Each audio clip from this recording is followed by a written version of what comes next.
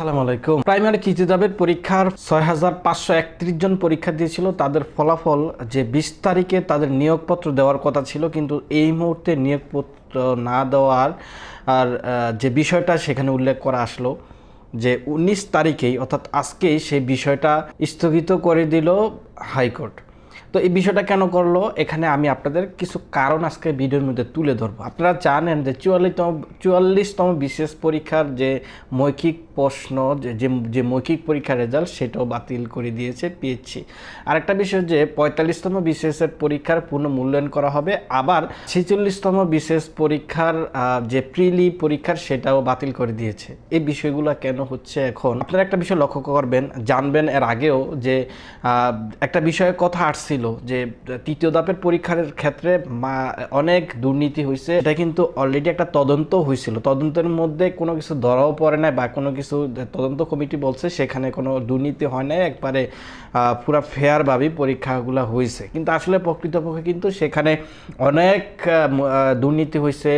Electronic ডিভাইসে পরীক্ষার মাধ্যমে অনেকভাবে পরীক্ষা দিয়েছে এবং উত্তীর্ণ হয়েছে।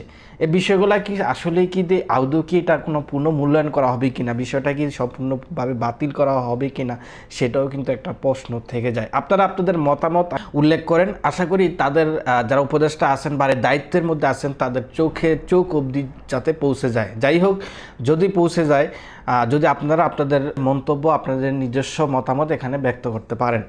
আরেকটা বিষয় আমি আপনাদের সম্পূর্ণভাবে ক্লিয়ার করছি, সেটা হচ্ছে যে যদিও তৃতীয় ধাপের পরীক্ষার প্রাইমারি শিক্ষকের যে পরীক্ষাটা সেটা আপনারা জানেন যে বিগত সাবেক সরকার প্রধানমন্ত্রী যে শেখ হাসিনা ওনার সময় যে ৬০% মহিলা, অর্থাৎ কোঠা, কিন্তু ওই সময়ের কোঠা আপনারা আমরা যে আন্দোলন করেছিলাম সেই আন্দোলনের মধ্যে কিন্তু তৃতীয় ধাপের পরীক্ষার যে কোটা সেটা কিন্তু নির্ধারণ করা হয় নাই বা সেটা কিন্তু বাস্তবায়ন করা হয় নাই।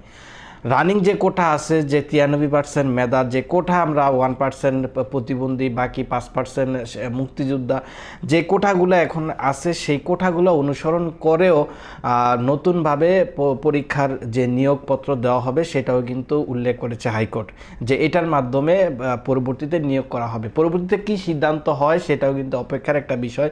আশা করি কি হইতে পারে আপনারা আপনাদের নিজস্ব মতামতগুলো এই ভিডিওর কমেন্টস বক্সে কমেন্টস করে জানান।